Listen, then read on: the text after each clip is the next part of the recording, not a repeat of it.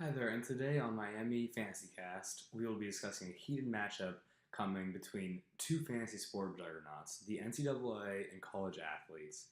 There's a lot riding on this massive matchup, as the outcome will determine the eligibility of college athletes being able to play fantasy sports in their free time.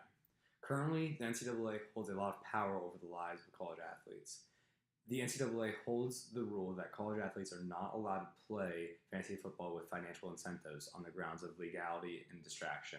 First, let's analyze the legality. Gambling is a gray area in most states. In some, it's illegal. The NCAA allowing gambling through fantasy football could bring about legal issues to the organization, which would be an issue for the NCAA itself. NCAA 1, athletes 0. The NCAA also argues that gambling through fantasy football could cause other problems in college athletes' lives concerning addiction to gambling. In an article by Dwyer and Weiner, they discussed how in daily fantasy football formats, gambling frequency is not associated with enjoyment. So even if somebody is playing fantasy football often, in the daily format, when they're gambling through it, it doesn't mean that they're doing it for fun. They could be addicted. NCAA 2, athletes 0.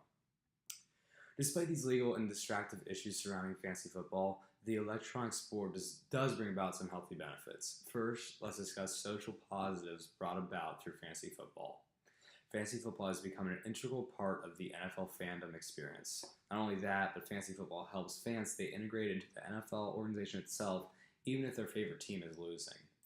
This helps support the NFL market and its health throughout the whole season. College athletes, however, are left out of this positive experience with the NFL, as they should be able to participate in football on the field and off the field through fantasy football. Athletes 1, NCAA 2. In an article written by Brendan Dwyer titled Fantasy versus Reality, he points out that 75% of leagues are comprised of family, friends, and coworkers. These leagues are typically season-long leagues, also known as traditional style league format. In these leagues, fans' primary motive for playing is typically entertainment, rather than financial motives as in daily fantasy football leagues.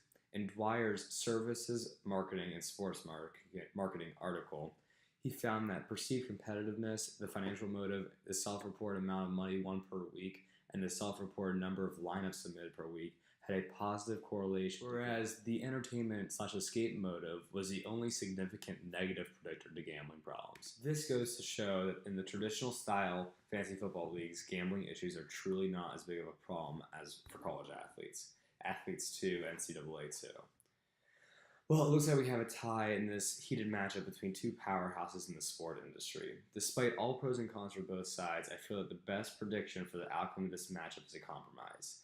Based on my research of this matchup, traditional league styles typically pose less threats to the health of student athletes while allowing them to fully enjoy the fantasy football experience with friends and family. It is dangerous when college athletes are allowed to play in daily league formats, as it is in these types of leagues where gambling issues and distractions are easier to come by. I feel that this compromise will best allow the NCAA to promote the health of their players while giving the athletes the freedom that they deserve.